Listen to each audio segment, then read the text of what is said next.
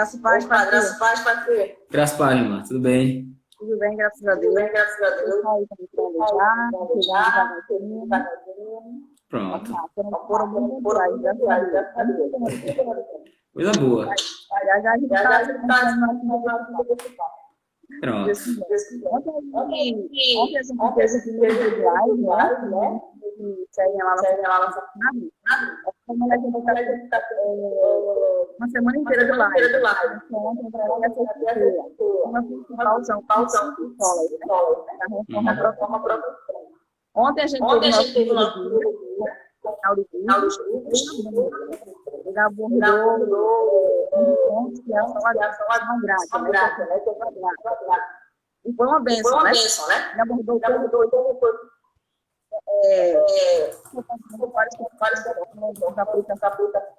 foi uma bênção. O pastor Paulo ele vai se apresentar aqui. Fica à vontade, pastor. Boa noite a todos.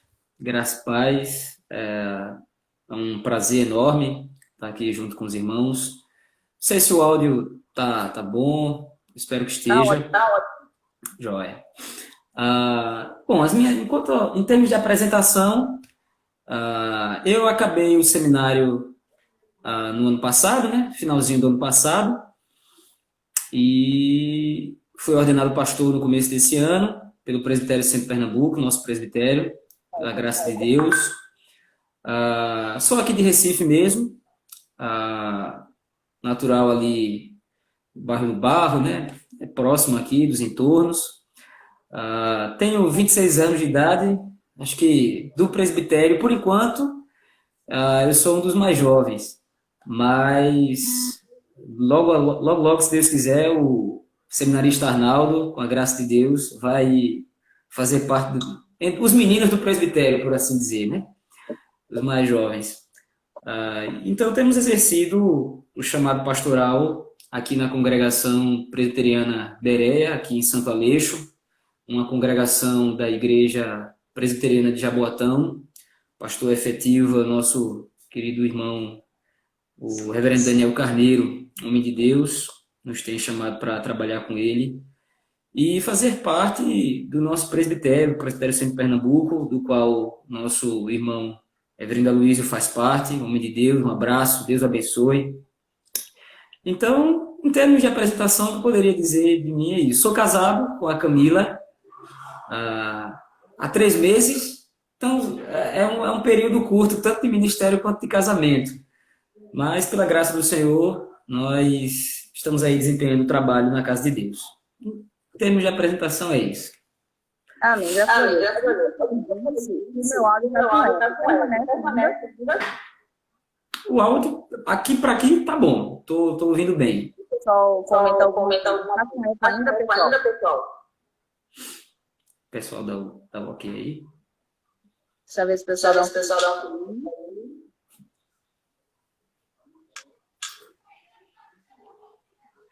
Meu áudio tá com eco ainda, né? Deixa eu colocar o som melhor. Me digam se tá com eco ainda.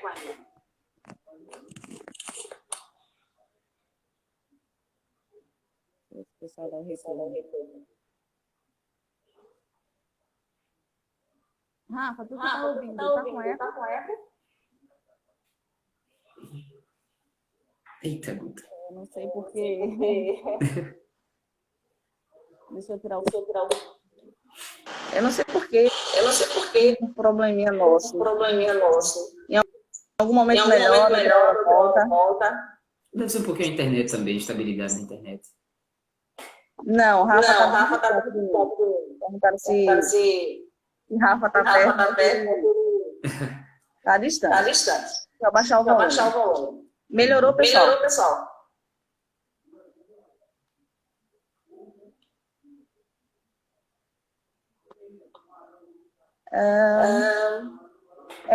Vamos adiante, até porque a fala maior vai ser o Paulo. Queria só introduzir, dizendo que hoje trataremos de mais de 5 solas. que é o sola que é o fide, sola né? fide, Somente pela fé. somente pela fé. Naquele período da Naquele período da Reforma, Reforma, as pessoas as pensavam que a pessoas pensavam que a salvação era salvação alcançada era pelas alcançada obras, pelas obras, por aquilo que as por pessoas aquilo que as faziam, pessoas faziam, penitência, boas penitência, obras, boas etc. obras, etc. Sim. Então, na verdade, Então, na aqui verdade, podemos aqui colocar podemos colocar pessoas que pensam pessoas que que podem ser pensam que salvas podem ser pelas obras, salvos pelas obras, pessoas que pensam pessoas que a que pensam salvação que é a a salvação é somatória a de fé somatória e de obras, fé e obras, e a visão e a bíblica, visão bíblica, que a reforma que a reforma resgatou, que é a resgatou, que é salvação a somente salvação pela fé. somente pela fé. Isso tudo nos Isso leva nos leva logo a dois logo textos. a dois textos. Romanos 3, Romanos 28, 3, 28, que diz: Certo. que diz: concluímos, pois, que o homem pois, que o homem é justificado pela justificado fé, pela fé, sem as obras. sem as obras. Perdão. Perdão. Concluímos, pois, que o homem é Que o homem é justificado pela justificado fé, pela sem fé, as obras da as lei. obras da lei.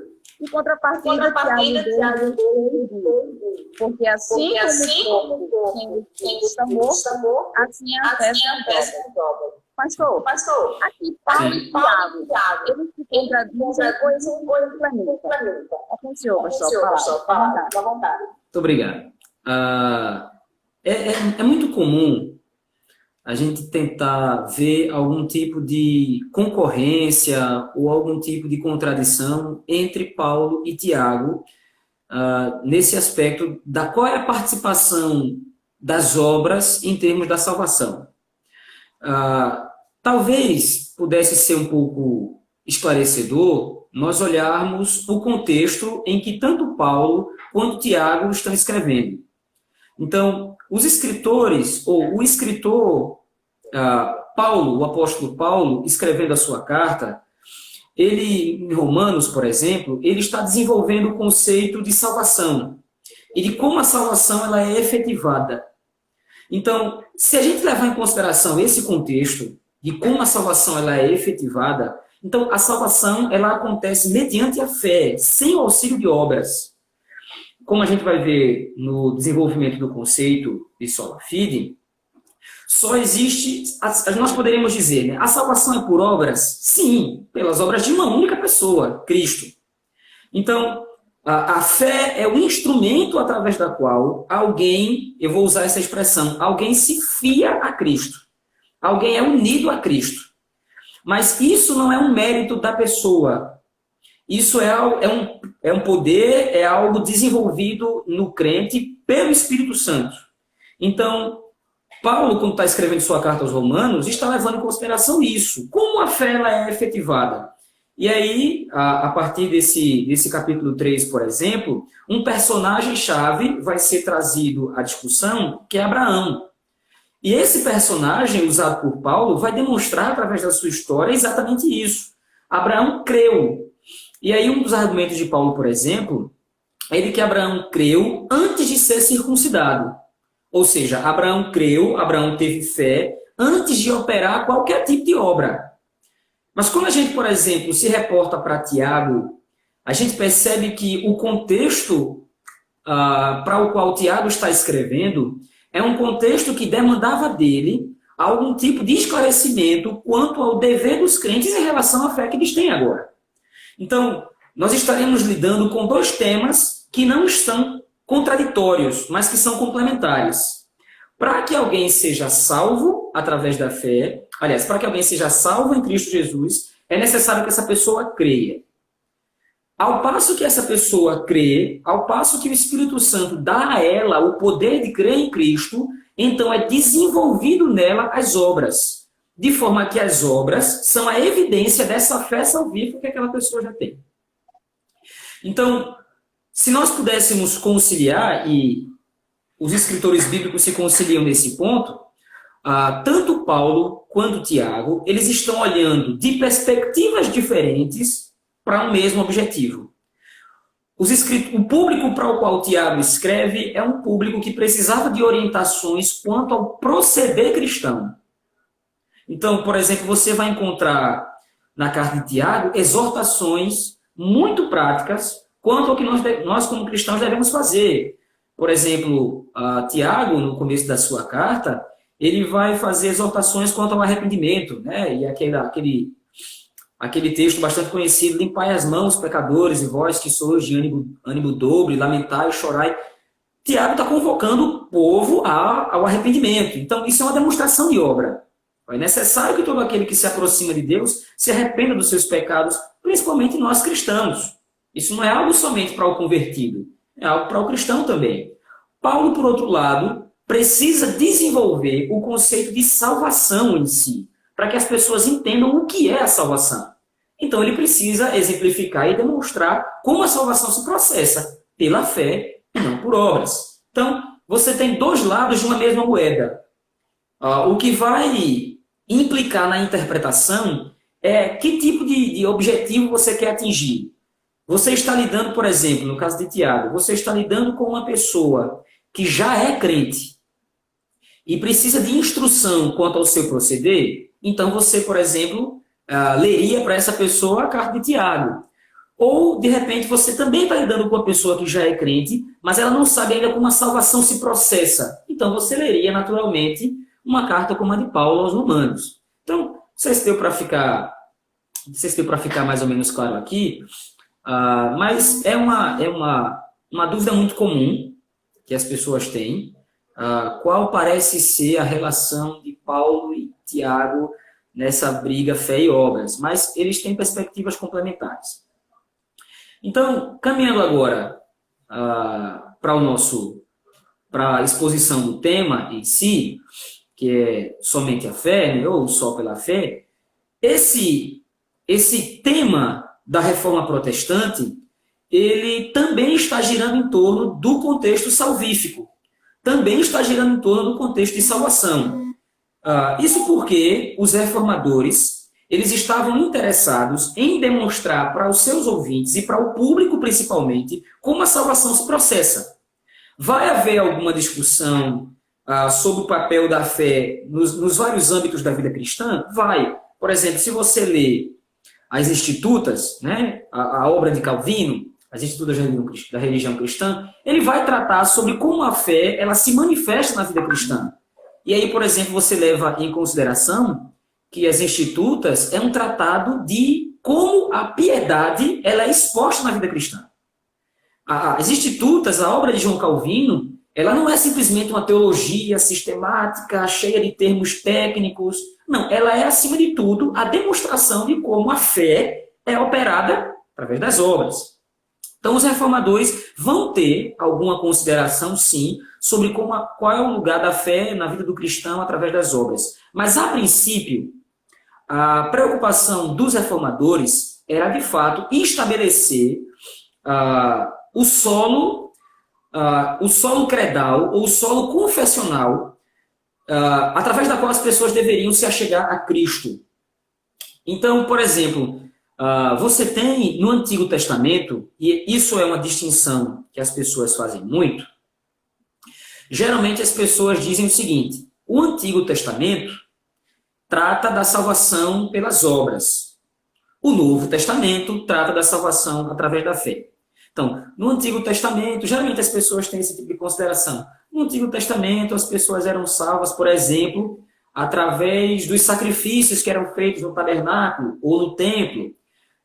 Só que essa consideração é uma consideração equivocada, porque deixa de considerar o germe ou o princípio do conceito de salvação como um todo. E onde é que a gente encontra esse princípio salvífico nas Escrituras? Em Gênesis, no capítulo 3, versículo 15. Naquele contexto, o homem pecou contra Deus, naquele contexto o homem caiu, se rebelou contra o Senhor, desobedeceu o Senhor. E agora vai se encontrar numa situação onde ele vai ser julgado por Deus e condenado pelo seu crime, pelo seu pecado. Porém, de acordo com o plano de Deus, de acordo com os decretos de Deus, esse crime, esse pecado do homem não vai afastar completamente, nem finalmente, o homem de Deus. Deus explicita, demonstra o seu plano de salvar o homem, de redimir a criação. E como é que isso acontece? É prometido naquele texto, Gênesis 3, capítulo 15, que haveria um ente ou um personagem surgiria descendendo da mulher que esmagaria a cabeça da serpente. Então, a primeira menção de salvação é uma promessa, é uma profecia. E essa profecia se cumpriria em Cristo Jesus. Todo o Antigo Testamento, então, vai se processar nesses termos. Vai se processar na fé, ou aquele que deseja ser salvo, aquele que alcança a salvação, melhor dizendo, é aquele que deposita a sua fé, a sua esperança no Messias que viria, no Messias prometido por Deus. Então, quando você chega, por exemplo, no tabernáculo, quando você chega no templo, a instituição do sacerdócio, você tem todas aquelas leis que são regras que o povo de Israel deveria obedecer para caminhar em obediência e retendo a bênção do Senhor. Então, diante disso, claramente ou naturalmente, alguém poderia ser tentado a dizer, olha aqui, se o povo de Israel descumprisse essas normas, então Deus castigaria o povo. E como de fato aconteceu. Logo, a gente conclui então que a salvação ela é operada pelas obras. O povo precisa obedecer os ritos, o povo precisa obedecer os sacrifícios para que Deus então salve o povo, para que Deus então abençoe o povo. Só que todos os sacrifícios, todos os ritos, todo o ritual cultico do Antigo Testamento está baseado na fé. Então, por exemplo, aquele que peca contra Deus, por exemplo, enfim, alguém cometeu algum pecado contra o Senhor. Então, essa pessoa, ela era orientada por Moisés, pelos sacerdotes, pelos anciãos, a que se dirigisse ao tabernáculo e lá levasse consigo um cordeiro. E aquele cordeiro, então, era imolado ali. Aquele cordeiro era morto no lugar daquela pessoa que pecou. Aquele pecado, aliás, aquele sacrifício não perdoava pecados. O que é que acontecia com aquele sacrifício? Aquele sacrifício era a demonstração de como é que o Messias viria para redimir o seu povo.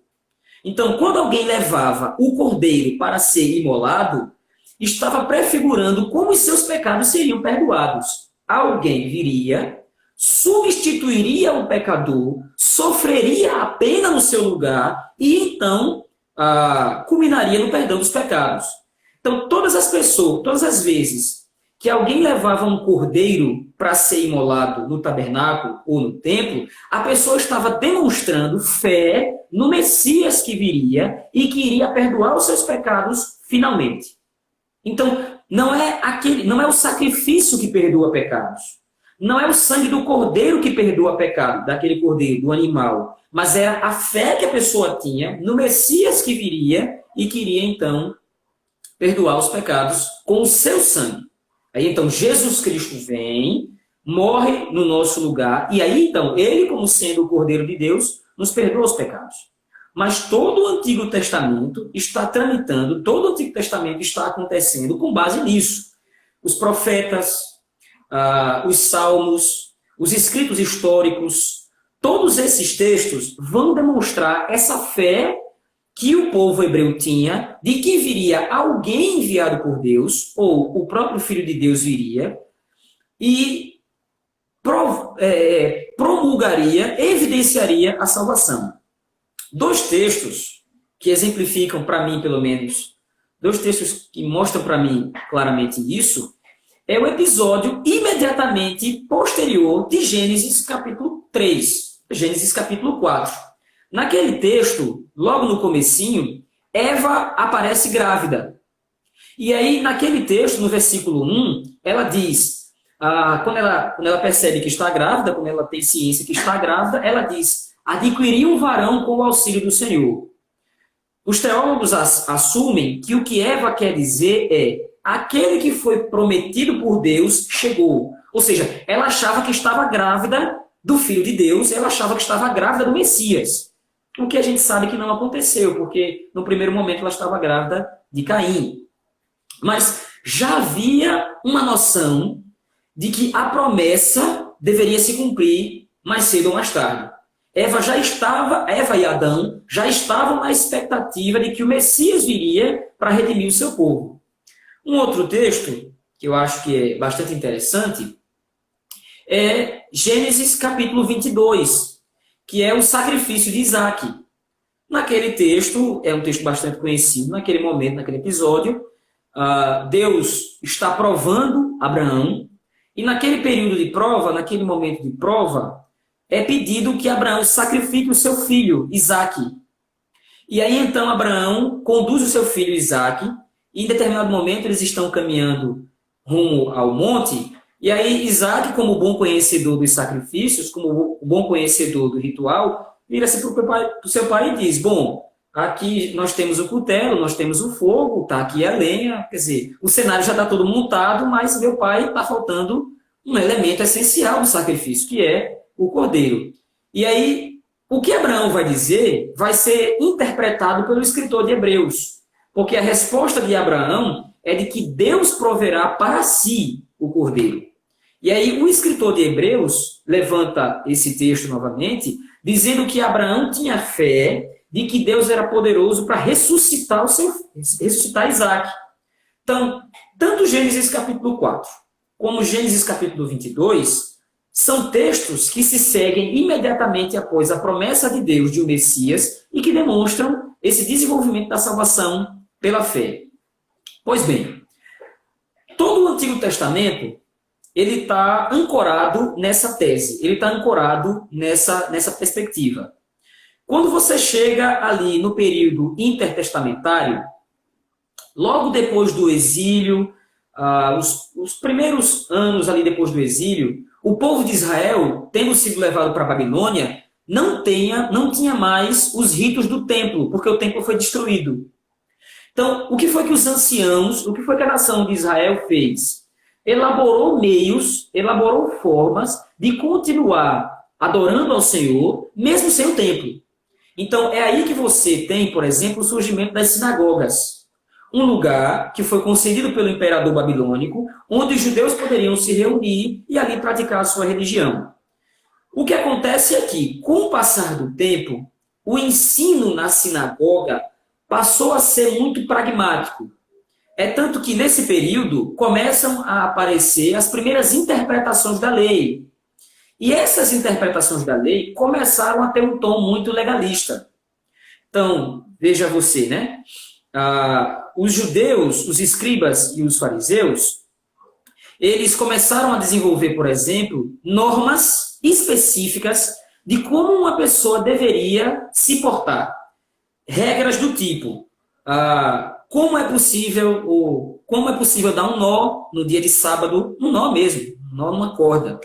Quantos passos alguém poderia dar desde sua residência até determinado local para não quebrar o dia de sábado, para não quebrar o dia do Senhor? Ou seja, os escribas, os fariseus, eles foram começando a desenvolver um legalismo para explicar como a salvação se processa.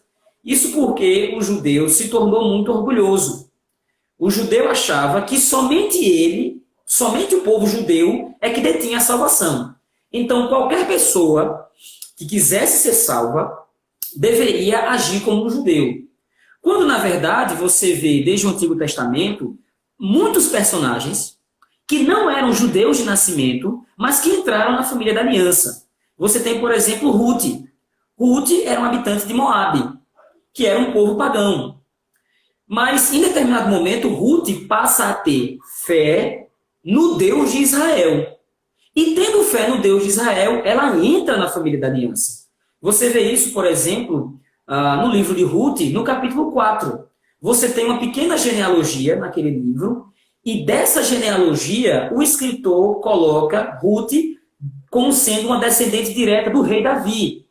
Isso não é uma informação colocada no texto por acaso. O escritor está demonstrando que aquela mulher que teve fé no Deus de Israel adentrou a família da aliança.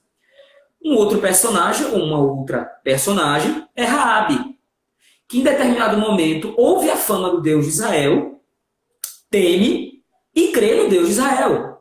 Então, por fé, ela entra também na família da aliança. Então, esse orgulho que os judeus, principalmente os escribas e fariseus, eles desenvolveram, esse orgulho que eles tinham esse patriotismo exacerbado, exagerado, somente nós judeus temos a salvação ela só é adquirida através da obediência à lei de Moisés, sem essa obediência à lei de Moisés é impossível que alguém seja salvo, quando na verdade a circuncisão, a lei de Moisés eram demonstrativos de algo que já havia acontecido no coração, é tanto que em determinado momento o escritor bíblico, um dos profetas vai dizer que é preferível que o povo judeu fosse circuncidado no coração, ao invés de somente na carne. Então, esse legalismo que o povo judeu, que os escribas e os fariseus, eles começaram a criar ali no período, um pouquinho depois do exílio, ou no exílio, um pouquinho depois do exílio, e principalmente no período interbíblico, é uma interpretação equivocada das escrituras do Antigo Testamento. Então agora, por exemplo, você vai ter um choque muito grande entre a teologia de Cristo no Novo Testamento e a teologia dos escribas e fariseus. Porque você tem, por exemplo, Jesus Cristo pregando para prostitutas, você tem o Senhor Jesus Cristo pregando para publicanos, isto é, gentios, pessoas que não eram judeus. Você vê Jesus Cristo convivendo no meio das pessoas. Isso para um judeu puro sangue, né, por assim dizer, isso era um sacrilégio. Né? Você conviver no meio de pessoas pecadoras, isso era um sacrilégio. Por quê? Porque só é digno da salvação aqueles que se comportam como os escribas e os fariseus. Mas o que é que o Senhor Jesus Cristo vai dizer? Não é bem por aí. Todos aqueles que crerem no Filho de Deus, todos aqueles que depositarem sua fé no Cordeiro de Deus, todos aqueles que creem que somente através do Cordeiro de Deus é que é possível alcançar a salvação, são salvos. Então você tem diversos aspectos, em diversos momentos, o Senhor Jesus Cristo falando isso. Por exemplo, Mateus, capítulo 11, é um caso clássico. Mateus, capítulo 11, Mateus, capítulo 12, é um caso clássico onde o Senhor Jesus Cristo está julgando os escribas e os fariseus por causa desse comportamento. Os escribas e fariseus eles estavam colocando sobre o povo um jugo de obras. Então, se você não nos obedecer, se você não obedecer às nossas regrinhas à risca, você não é salvo, você não é judeu, você não é filho da aliança. E aí então o Senhor Jesus Cristo vai dizer, não, a salvação é por fé. E aí então, Mateus no capítulo 12 vai ter um relato muito interessante.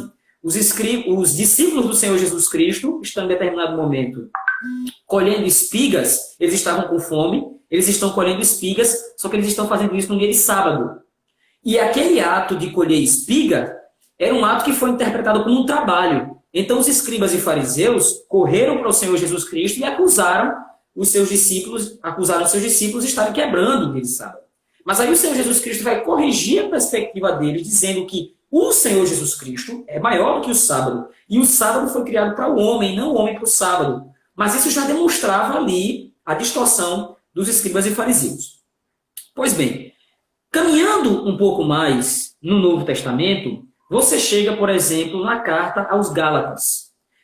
E essa carta é uma carta muito interessante, porque o teor dessa carta é um teor... o tema dessa carta, por assim dizer, é um tema altamente do trato de Deus para com sua igreja. Como é que nós devemos conviver com os irmãos? É tanto que há, nessa carta, um episódio, posso dizer assim, engraçado em parte, que é a discussão entre Paulo e Pedro. Quando Pedro estava ali muito tranquilamente, conversando com os gentios, estava na mesa com os gentios, tudo certinho. Mas quando chega o partido dos judeus, aí Pedro muda a sua postura, porque não, veja bem, aquela postura política, né? E Paulo repreende Pedro por isso. O que é que está por trás? Pedro ainda guardava algum tipo de zelo com relação ao costume dos escribas e dos fariseus com relação à observância da lei de Moisés. Então, Pedro guardava, em algum nível, em algum sentido, o seu apego à obediência à lei de Moisés como ponto para a salvação. E aí Paulo, nessa carta, vai dizer exatamente o contrário. A salvação é pela fé em Cristo Jesus. A salvação não pode ser anexada, a salvação não pode ser atrelada simplesmente à observância da lei de Moisés. Porque vocês podem, e esse é um argumento do apóstolo Paulo também em Romanos, vocês podem ser circuncidados na carne, mas vocês podem não ser circuncidados no coração. Por outro lado, os gentios podem receber a circuncisão do coração, isto é, podem receber a purificação do espírito, eles podem ser salvos, mas eles não obedecem à lei de Moisés, eles não são circuncidados na carne. Porque o que conta é a circuncisão do coração, é a fé em Cristo, é a fé no Filho de Deus. Então, essa é a compreensão que nós temos segundo a Escritura toda. Então, a gente saiu desde Gênesis, fez uma pequena passagem durante o Antigo Testamento e chegamos no Novo. A compreensão é essa. Você tem uma unidade clara entre o Antigo e o Novo Testamento em relação à salvação. Salvação é unicamente pela fé no Filho de Deus. Mas aí, então, caminhando na história, você tem agora a deturpação, a adulteração do princípio de salvação pela fé, por razões um pouco diferentes. Até o século V, mais ou menos, depois de Cristo, naturalmente, o governo da igreja era descentralizado em bispos. Então você tinha bispos em várias regiões e esses bispos comandavam a igreja, governavam a igreja, como um colegiado de pastores, como um presbitério, por assim dizer. Não necessariamente com esse nome, mas você tinha o ajuntamento dos bispos que formavam ali a liderança da igreja. Só que em determinado momento, você tem a igreja de Roma crescendo no número de fiéis e crescendo no poder. Isso, de alguma forma, fez com que os bispos de Roma achassem que eles tinham algum tipo de privilégio sobre os demais. Então, os bispos de Roma começaram a legislar sobre a igreja em várias áreas. E uma dessas áreas começou a ser a salvação. Então, você tem, de repente, os bispos de Roma julgando como é que alguém deve pagar os seus pecados, ou, não sei, de repente, eu cometi determinado pecado. E aí essa pessoa, então, chega para o seu líder, chega para o bispo, bispo, confessa seus pecados, eu pequei. Então, começou a ser desenvolvido aí um pensamento de que a liderança da igreja poderia interferir diretamente na salvação dos crentes. Então, você tem aí um princípio do sacerdotalismo. De repente, já não é mais somente necessário a fé em Cristo, mas é necessário que a minha relação com Deus seja mediada por outra pessoa. Em canto nenhum do Antigo Testamento e do Novo Testamento você vê isso. Então, por exemplo, as pessoas do Antigo Testamento se relacionavam diretamente com Deus. O judeu orava diretamente para Deus. Ele ia para o templo e oferecia os seus sacrifícios, ele entregava para o sacerdote, mas quando alguém ia para o templo fazer isso, era a pessoa quem estava se relacionando com Deus. O sacerdote estava ali apenas cumprindo o seu papel, mas era a pessoa que estava se relacionando com Deus. Porém, o catolicismo romano, e aí a gente já pode começar a chamar disso, século V até o ano 1000 depois de Cristo, começou a interferir na salvação dos crentes. E aí, nesse período, você começa a ter essa interferência de maneira cada vez mais drástica. E aí, por exemplo, surge na história da igreja as indulgências, o pagamento pelo perdão dos pecados, você começa a ter as relíquias, você começa a ter as cruzadas, aliás, as cruzadas não, as peregrinações.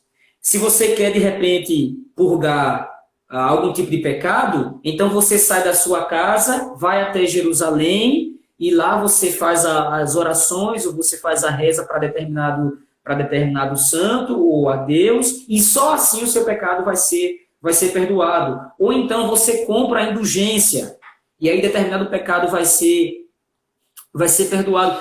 Ou então o uso de alguma relíquia. Começou a aparecer então fragmento do corpo dos santos, né? esse aqui é o pedaço de cabelo de santo tal, esse aqui é o dedão do pé de santo tal. Então, se você tocar nisso, você vai ser perdoado, ou você vai ter um favor da parte de Deus, ou alguma coisa do gênero. Então, você começa a ter esse tipo de deturpação. Por causa disso, você começa a ter a desconfiguração, e aí o problema agora é sério, você começa a ter a desconfiguração do meio de salvação. Porque você acrescenta um mediador entre Deus e Cristo, ou entre Cristo e os homens. Como nós lemos na carta aos Hebreus, só existe um mediador entre Deus e os homens. Mas com esse tipo de teologia equivocada, com esse tipo de interferência na salvação dos crentes, você coloca um mediador entre o homem e Cristo. O que claramente é um ensino contrário às Escrituras. Você vê isso claramente, novamente citando o escritor dos Hebreus, Hebreus capítulo 4, Hebreus capítulo 10. A salvação, a obra de Cristo Jesus, nos deu liberdade para ter acesso irrestrito ao trono da graça. Então, eu sou pecador, eu não creio em Cristo Jesus, ou eu sou descrente, e em determinado momento da minha vida, alguém prega a palavra do Senhor Jesus Cristo para mim, e o Espírito Santo opera em mim o arrependimento. O que eu preciso fazer para ser salvo? Confesse os seus pecados ao Senhor, confesse que você crê no Senhor Jesus Cristo, creia nele, e o seu nome estará escrito no livro da vida. Você é um eleito de Deus. Você foi eleito pelo Senhor. E agora o Espírito Santo está demonstrando isso através da propiciação do arrependimento em sua vida, através do desenvolvimento do arrependimento em sua vida. Mas, para o catolicismo romano, nesse período da história, agora já estamos ali no ano 1000, 1200, 1300, mais ou menos, é necessário que você se reporte a uma autoridade, para que essa autoridade possa confiar a você ou não o perdão dos pecados.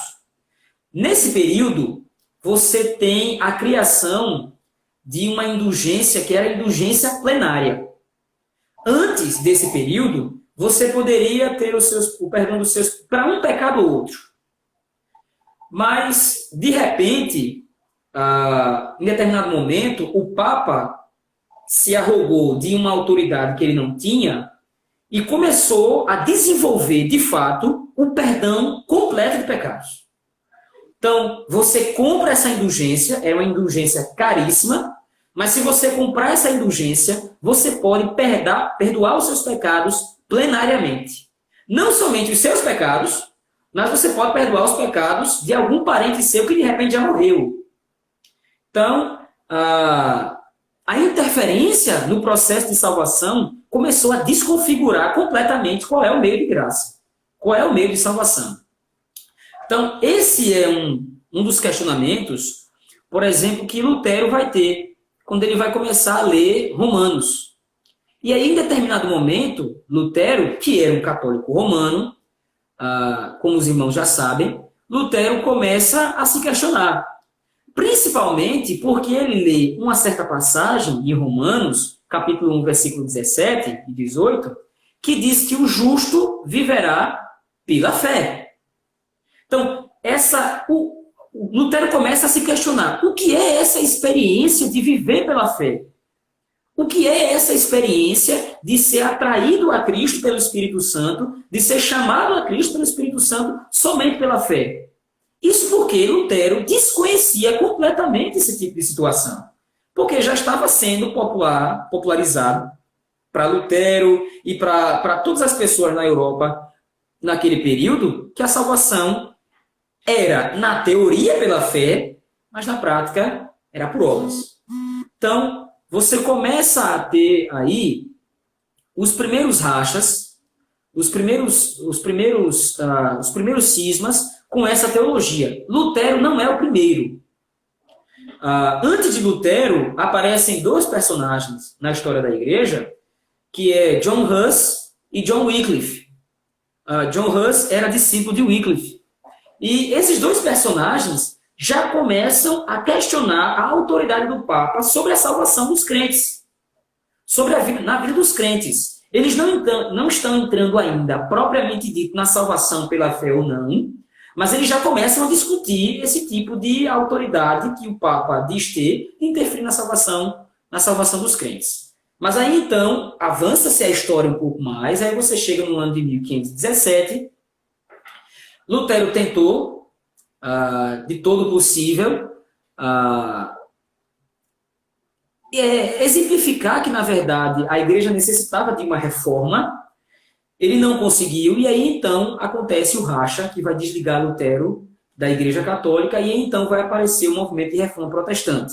Então, um dos pilares principais da reforma protestante, como vocês estão estudando, é de fato esses 5 pilares que levam em consideração a obra da salvação. E um deles é o somente pela fé. É somente através da fé em Cristo Jesus. É somente através desse desenvolvimento do Espírito, e aí então nós já temos um ponto a discutir, que é como essa fé é operada. Ela é operada única e exclusivamente pelo poder do Espírito. Nós não temos nenhum tipo de participação no desenvolvimento dessa fé. Essa fé é brotada em nós, ou ela brota em nós por obra do Espírito Santo. Então, o Espírito desenvolve essa fé em nós, nós passamos a crer em Cristo, o objeto da fé precisa ser Cristo, não pode ser mediado por outro, e aí, então, é por causa disso que você tem um racha com a teologia de salvação da Igreja Católica Romana, porque apesar de eles também professarem que a salvação é por fé, eles começam a adicionar coisas. Não, a salvação é por fé, mas veja bem, você tem que seguir esse preceito, você tem que se confessar, você tem que fazer isso, você tem que fazer aquilo outro para que você seja de fato efetivado como salvo. Então, esse é um erro muito parecido com o erro dos judaizantes lá de Gálatas que a gente discutiu. Enquanto que em Gálatas o objeto da fé era a observação à lei de Moisés, para os católicos romanos o objeto da fé literalmente vai ser a confissão de pecados, vai ser as indulgências, vai ser esse tipo de adereço. O que não pode constar na teologia da Escritura. O que não consta na teologia da salvação. Na teologia da graça de Deus. A salvação é única e exclusivamente por graça. E essa graça opera a fé no coração do crente para que esse crente creia em Cristo Jesus e, através da fé em Cristo Jesus, o Espírito Santo possa aplicar sobre sua vida os méritos de Cristo. Porque aí nós temos também um outro ponto de divergência, que vale também levarmos em consideração aqui, que é como é que nós somos justificados. Porque existem 2 grandes conceitos de justificação que vão implicar na fé. Para os católicos romanos, por exemplo, uma pessoa ela se torna inerentemente justa. Quando ela crê em Cristo Jesus, ela se torna nela mesma justa, o que não ocorre. Quando nós cremos em Jesus Cristo, nós somos considerados justos. Nós somos imputados. A justiça de Cristo, ela é imputada para nós. Esse exemplo é um exemplo muito comum, certamente os irmãos já devem ter ouvido falar, que é o exemplo do débito em conta. O que é que acontece? Nós estávamos devendo a Deus e nós não tínhamos como pagar essa dívida de maneira nenhuma. Então, o que é que Cristo faz? Cristo paga a nossa dívida no nosso lugar e ele, como sendo esse pagador, ele, como sendo esse fiador, nos credita o que estava na sua conta. E agora nós temos um saldo positivo com Deus. Mas não foi por nossos méritos. Não fomos nós quem pagamos essa dívida. Foi Cristo quem pagou. O que é requerido de nós? E nem isso nós fazemos, né? Quem faz é o Espírito Santo. Crer em Cristo. Crer naquele que paga a minha dívida. Crer naquele que me substitui na cruz do Calvário. Então, eu não sou inerentemente justo. Eu sou considerado justo. É por isso que a fé é necessária para a salvação. Porque eu preciso crer naquele que me substituiu. Eu preciso crer no Filho de Deus que me substituiu, que trocou de lugar comigo. Ele foi à cruz e morreu no meu lugar para me dar o direito de ter a vida que pertencia a ele. Então, já caminhando para o fim das considerações aqui, se nós pudéssemos resumir o que é a salvação pela fé, ou o que é o sola fide, o sola fide, ou somente pela fé, ele é uma das bases da reforma, que demonstra como a salvação se processa. Você tem, por exemplo, o sola scriptura. O sola scriptura demonstra de onde nós extraímos as considerações e o conhecimento da nossa fé. A graça, ou o sola gratia, demonstra como a salvação se processa. E o sola fide demonstra como essa salvação é aplicada em nossas vidas, que é pela fé em Cristo Jesus. Só fazendo uma última consideração, de que essa fé que é operada em nós, ela é o poder do Espírito, aclarando a nossa compreensão para nós entendermos o nosso estado de pecado, o nosso estado de miséria. Então, para que alguém se arrependa verdadeiramente dos seus pecados e creia em Cristo Jesus e seja operado nele a fé para crer em Cristo Jesus, é necessário que a mensagem bíblica que aponta todo o estado pecaminoso do homem seja fielmente demonstrada. Então, a fé que nós temos em Cristo Jesus é a demonstração clara que nós não podemos nos salvar. A fé é a demonstração clara de que nós não podemos providenciar a nossa própria salvação. Nós precisamos de outra pessoa.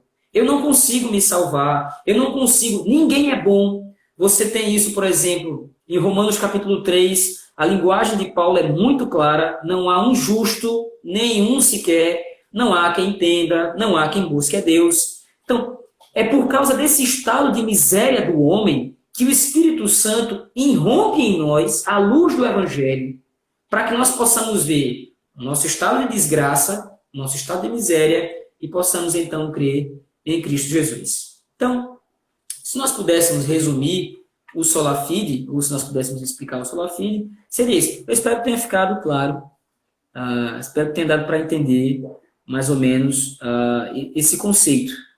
Que é um conceito que vai nortear toda a nossa compreensão da Escritura. Você vê como é que Deus se relaciona com o seu povo desde o Antigo Testamento. O que é requerido do povo? Que creia. Então você tem, por exemplo, o Êxodo, a saída do povo de Israel do Egito. Deus derrama pragas, Deus derrama sinais, Deus faz prodígios. E o que é requerido do povo? Creia que Deus está salvando eles.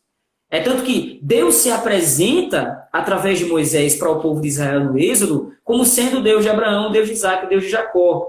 É para que Israel se lembre do pacto, é para que Israel se lembre da aliança e creia em Deus. No deserto vai ser a mesma coisa. Deus exige do povo fé, que ele é um Deus que cuida do seu povo e que salva o seu povo. E aí então você tem diversos episódios. Maná no deserto, as codornizes, a água que brota da rocha.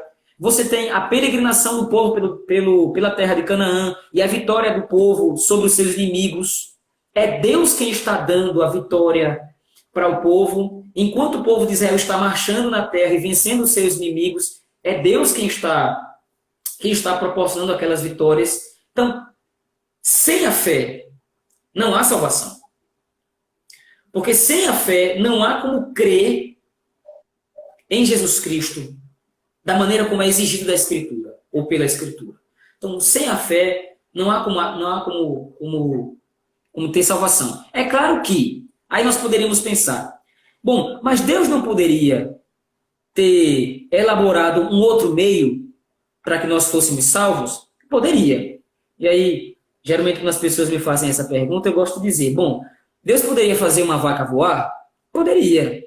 Ele poderia fazer a vaca criar asas e voar. Mas esse foi o meio que ele determinou, que ele decretou, para que o seu plano de salvação fosse executado.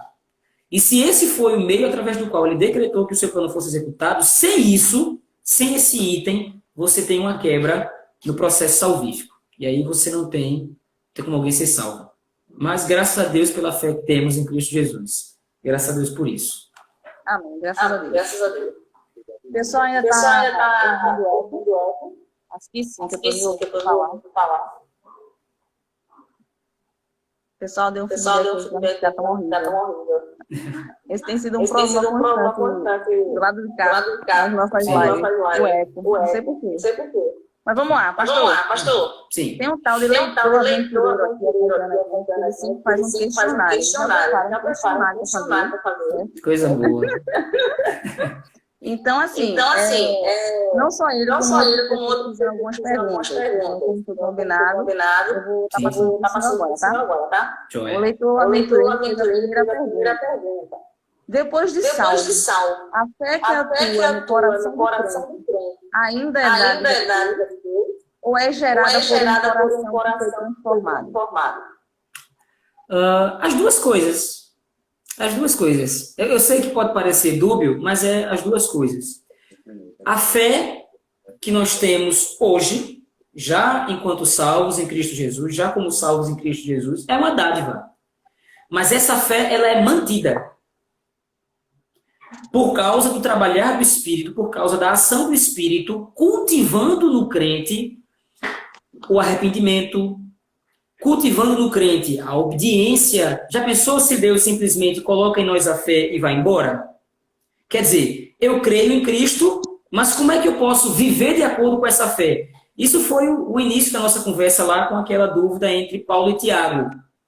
Então, o mesmo Espírito que me chama a Cristo e coloca em mim a fé para crer nele, é o mesmo Espírito que mantém essa fé em mim, para que eu me arrependa dos meus pecados, para que eu creia em Cristo Jesus, para que eu continue crendo. Então, você tem, por exemplo, o escritor de Hebreus dizendo que Cristo sustenta todas as coisas pela palavra do seu poder. O que o autor de Hebreus está dizendo é que Cristo sustenta a criação. Mas nós fazemos parte da criação também. E o processo de redenção também faz parte da criação. Então, o mesmo Deus que sustenta a criação como um todo, sustenta a fé dentro de nós. Então, eu responderia para o leitor aventureiro que a fé é as duas coisas. Ela é tanto uma dádiva de Deus, quanto o fruto de um coração regenerado, o fruto de um coração transformado, que foi transformado pela graça de Deus. E é mantido assim pela graça do Senhor. É isso, eu espero ter respondido. Amém. Vamos para a segunda pergunta. Vamos Eu lá. acredito que ainda está com eco, mas se o pastor está me ouvindo bem, então ótimo. Tô sim. Deixa eu Tô ouvindo. responder a pergunta. Tô ouvindo bem. O Rafael Santana pergunta. É correto afirmar que a fé é o combustível das ações dos homens ao obedecer à vontade de Deus? Sim, em certo sentido, sim. Como eu disse agora há pouco, a fé, ela é não somente colocada em nós, mas ela é mantida em nós. Então, por exemplo, esse tipo de pergunta é muito comum e é uma ótima pergunta, porque geralmente nós temos a consideração de que a fé ela é algo apenas para o convertido, ou para a pessoa que está se convertendo ou se converteu. Para o que a gente chama de novo convertido, né? A fé é somente para ele, porque ele se arrependeu recentemente dos seus pecados e agora creu no Senhor Jesus Cristo para a salvação. Mas quando a gente vai ler as Escrituras, principalmente nas cartas do Novo Testamento, nós vamos ver que a fé ela precisa estar lá para nos manter com esse vigor. A fé, ela é, sem dúvida, nós poderíamos colocar desse jeito, dessa maneira, a fé é o combustível que nos move a continuar crendo em Cristo Jesus, a continuar obedecendo, como disse antes, né? Continuar obedecendo sua lei, porque por mais que nós já somos salvos em Cristo Jesus, a salvação ainda continua se processando. A salvação ainda continua. Então, nós fomos salvos, estamos salvos e seremos salvos. Então, se Cristo colocasse fé em nós apenas para a conversão, nós creríamos, bom, o Senhor Jesus Cristo existe, o Senhor Jesus Cristo é o Filho de Deus, mas sem essa fé mantida no nosso coração, nós continuaríamos pecando, livremente. Nós continuaríamos pecando deliberadamente. Ah, pastor, mas nós pecamos ainda. Pecamos. Mas nós temos a operação do Espírito dentro de nós, nos levando ao arrependimento. Então, nós podemos pecar hoje como salvos em Cristo? Podemos. Mas exatamente por conta da operação da fé e da obra completa, não somente da fé, mas da obra completa do Espírito nas nossas vidas, é que nós somos todos os dias exortados pelo Espírito Santo a continuar obedecendo a Deus, a continuar frutificando para a salvação. Então, nós precisamos da fé ainda hoje, certamente. Nós precisamos orar para que o Senhor, nosso Deus, todos os dias fortaleça a fé dentro de nós, para que o Senhor nos ajude. Amém. Amém. A terceira pergunta vou ler devagar, do eco aí. Tá bom. Como explicar a fé que leva à prática a intenção do ladrão na cruz, o qual reconheceu Jesus inculpável, sendo um acontecimento extraordinário. Eu não consideraria aquele episódio como um acontecimento extraordinário, porque o ladrão na cruz, apesar do seu curto tempo e do seu curto aparecimento na história, ele cumpriu todos os requisitos para a salvação. É como nós estamos trabalhando aqui. Qual é o único requisito para que alguém seja salvo em Cristo? Crer no Filho de Deus. Então, se arrependa dos seus pecados e crê no Filho de Deus. Duas ações em uma, né? Nós pudéssemos dizer. E é exatamente isso que o ladrão faz naquele momento. Ele reconhece os seus pecados, ele reconhece a sua condição miserável, ele reconhece que está perdido e reconhece que somente Cristo Jesus é inculpável. Somente Jesus Cristo é justo e deposita sua fé em Cristo. Então, ele é salvo. Então, eu não diria que aquele episódio é um episódio extraordinário. É um episódio muito ordinário. O ladrão na cruz, aquele episódio, naquele momento da história, ele segue todos os trâmites, por assim dizer, do projeto de salvação. O Espírito Santo o convence do pecado, da justiça e do juízo, e ele se arrepende de maneira muito didática para nós hoje, porque o clamor do ladrão na cruz era que Cristo se lembrasse dele. Ele reconhece a sua miserabilidade, o seu estado de desgraça, o seu estado de pecado de maneira tão contundente que ele clama que Cristo se lembre dele. Ele não pede que Cristo imediatamente o salve, o tire daquela situação, mas pede para que Cristo se lembre dele. E aí o Senhor Jesus Cristo, mediante aquilo, mediante a operação do Espírito, diz que ele seria salvo. Né? Hoje mesmo estarás comigo no paraíso. E um comentário interessante nesse texto é que há um trocadilho da palavra do ladrão para a palavra de Cristo. Porque o ladrão pede que Cristo lembre-se dele no seu reino. Então, o ladrão na cruz se distancia de Cristo, reconhecendo a sua miserabilidade e a sua pecaminosidade. Ele se distancia dizendo que Cristo é rei. Senhor, lembre-se de mim quando o Senhor entrar no seu reino. Mas aí Cristo responde trazendo o ladrão para perto. Hoje mesmo estarás comigo no paraíso. Aí você lembra, por exemplo, da imagem do Éden, onde Adão e Eva estavam juntos de Deus naquele momento. Então, é um episódio onde a obra de salvação é demonstrada de maneira muito bela, como toda a Escritura, né? Amém. Respondi. A live do Instagram ela mesma. Aí vou encerrar e vamos a publicação. Tá ok.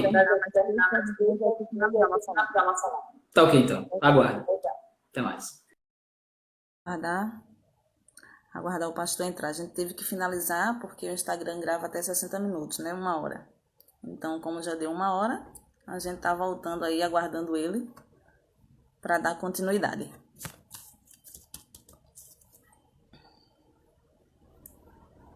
Vamos lá aguardar ele entrar.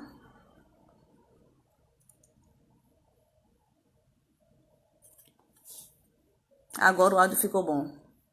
Era para eu ter finalizado realmente como me aconselharam lá no início e ter retornado, né? Vamos aguardar só o pastor Paulo entrar para a gente iniciar novamente com ele.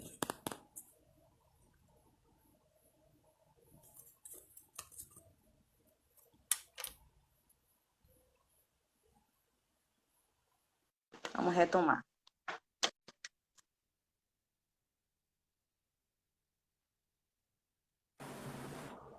Opa, deixa eu virar aqui para frente. Pronto. Certo, disseram agora que Disseram no agora que o áudio está outro. áudio continue. Pronto. Coisa Vamos boa. Vamos para a terceira pergunta. terceira pergunta. Sim. Vamos voltar para o leitor. Vamos voltar para o leitor Na preferência. na Pode ser uma preferência. vez. Uma vez.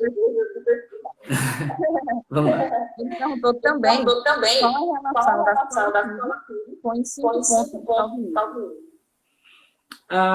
Eu diria que os 5 pontos do calvinismo, eles também estão voltados para o pilar da fé reformada, da teologia reformada em relação à salvação.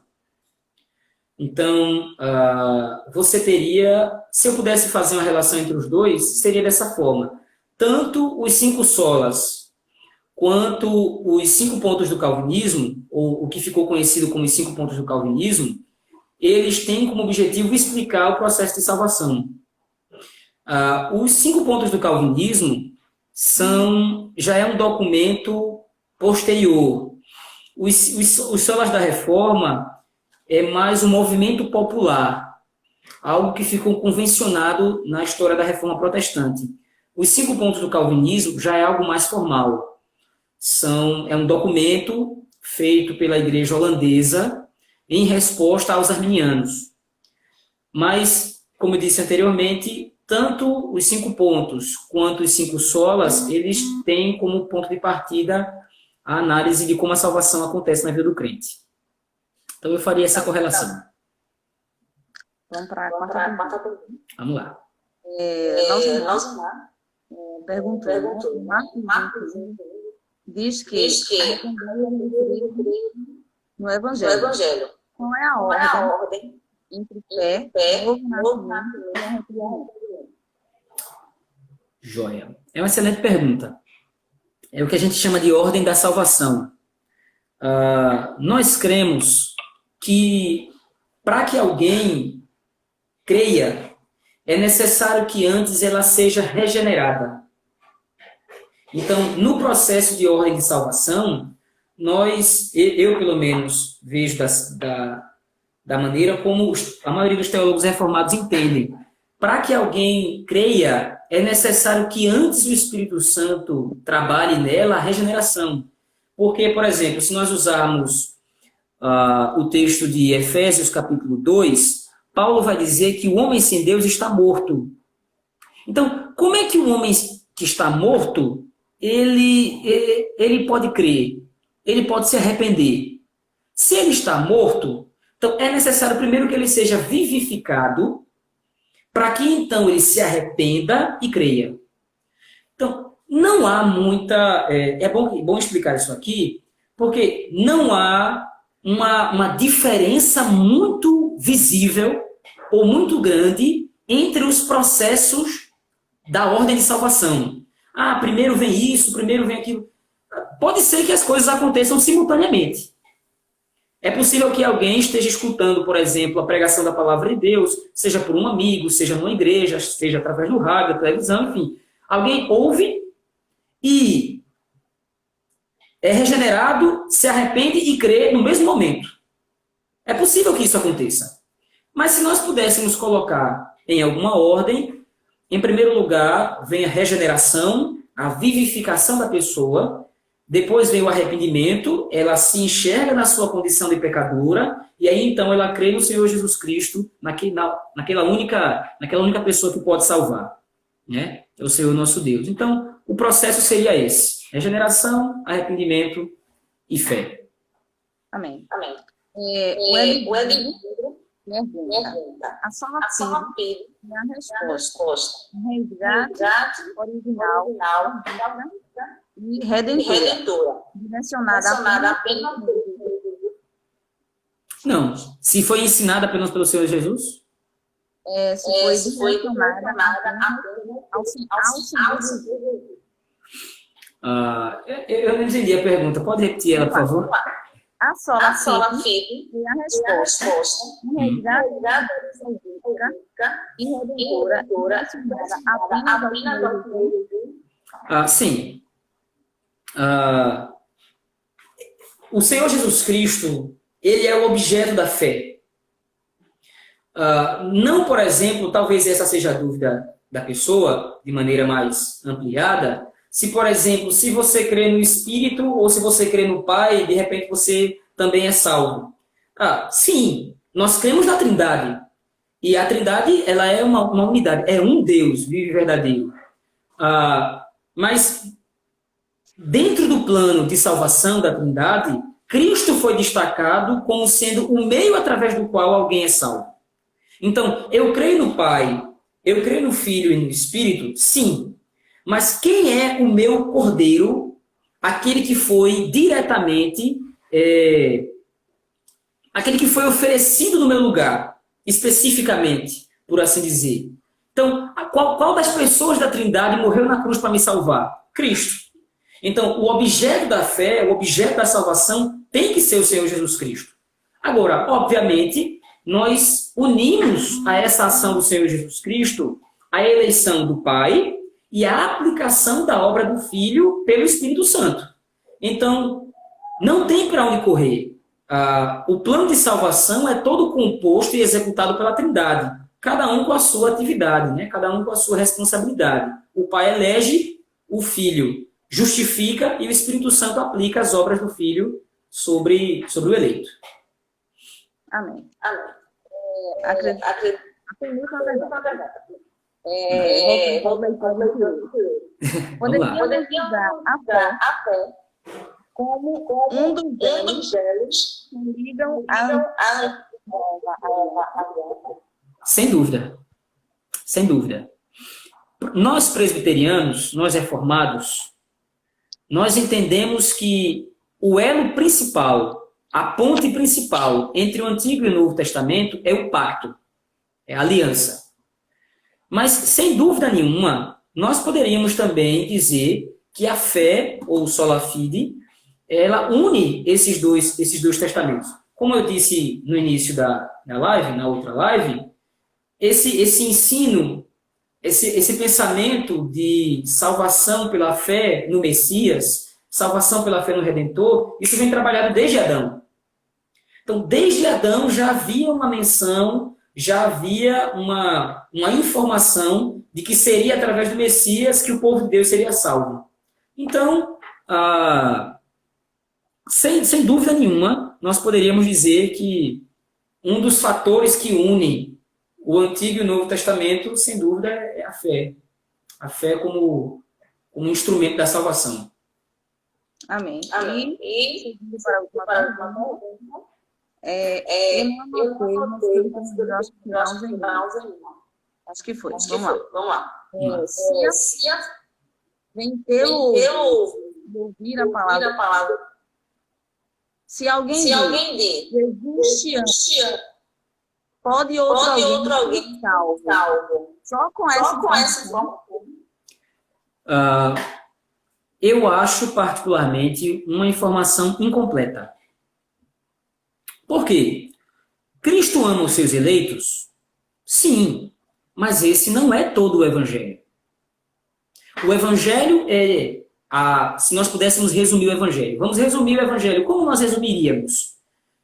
Deus criou tudo bom, o homem pecou contra Deus e se rebelou contra o Senhor, nós caímos num estado de pecado e de miséria, e nós somos passíveis da ira de Deus, e é merecida a ira de Deus sobre nós. Porém, se confiarmos tão somente em Cristo Jesus, Ele se compadecerá de nós, e nós devemos nos arrepender, confessar os nossos pecados a Ele. Ele, muito misericordiosamente, vai nos perdoar os pecados e vai nos salvar. Então, você dizer para alguém, Jesus te ama, como sendo uma mensagem salvífica, é uma mensagem incompleta. Tudo bem, Jesus me ama, mas isso demanda de mim o quê? O que é que isso tem a ver com a minha vida? Tudo bem, Jesus me ama, mas o que é que isso significa na prática? Porque o fato de Cristo me amar me leva agora, salvo em Cristo Jesus, me leva a um estilo de vida completamente diferente daquele que eu vivia antes dele.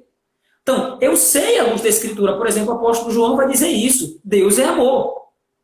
Mas veja que Deus é amor está dentro de um contexto muito maior daquilo que o apóstolo João requer da igreja. Amem uns aos outros, vivam em comunhão, se apartem das obras das trevas, creiam no Senhor Jesus Cristo, obedeçam os mandamentos.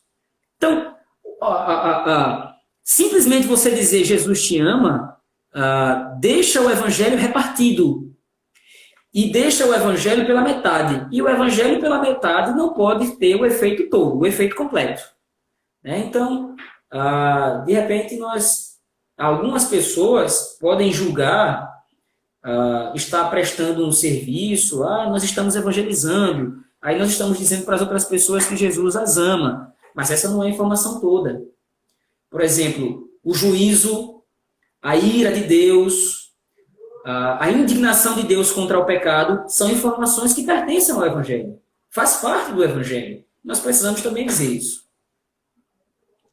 Amém. Isso aí. Vou dar uma oportunidade para fazer uma pergunta. Ainda. Fica à vontade. Vamos lá. Tiago perguntou se poderia. Vamos lá, Tiago. Faz teu nome.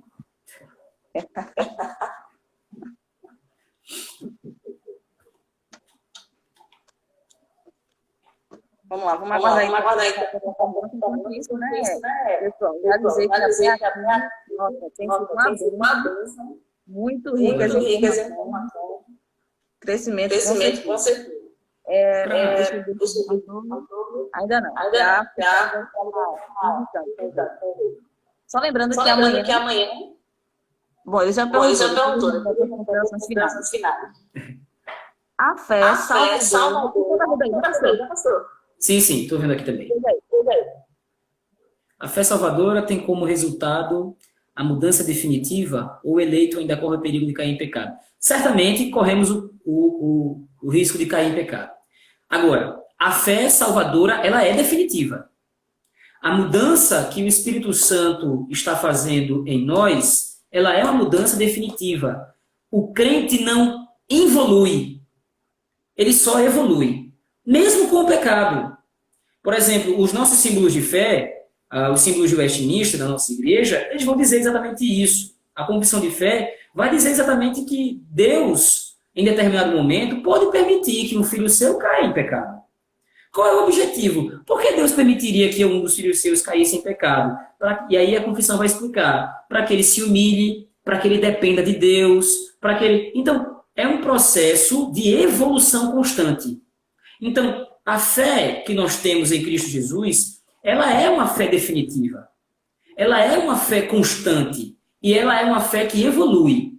Então, mesmo que eu caia em pecado, e é interessante que nós tenhamos cuidado aqui, mesmo que eu caia em pecado, mesmo que eu transgrida a lei de Deus, pela própria operação do Espírito, eu vou me arrepender, devo me arrepender dos meus pecados, e certamente, através desse processo de arrependimento, através desse processo de quebrantamento, o meu relacionamento com Deus vai sendo aperfeiçoado.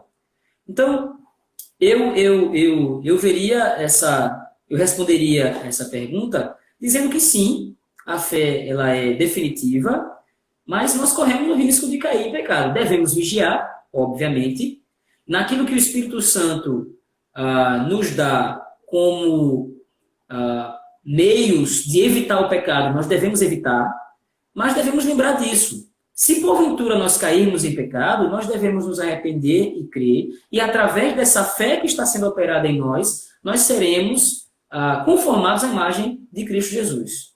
O Senhor está nos lapidando, né? Para que sejamos glorificados no último dia para a glória dele. Amém. Lembrando A gente já lembrou, né? Já lembrou, né? Semana toda, ontem até sexta-feira, vai de live. O tema principal é escola, protestando. Ontem a gente teve hoje. Amanhã a gente vai ter o pastor Daniel Carneiro. Eles não podem até o fim para receber mais de Deus. Então, é isso aí. Pastor, vocês consideram finais para a gente maravilhosa. Amém. Somente dizer que esse tema é um tema muito abrangente.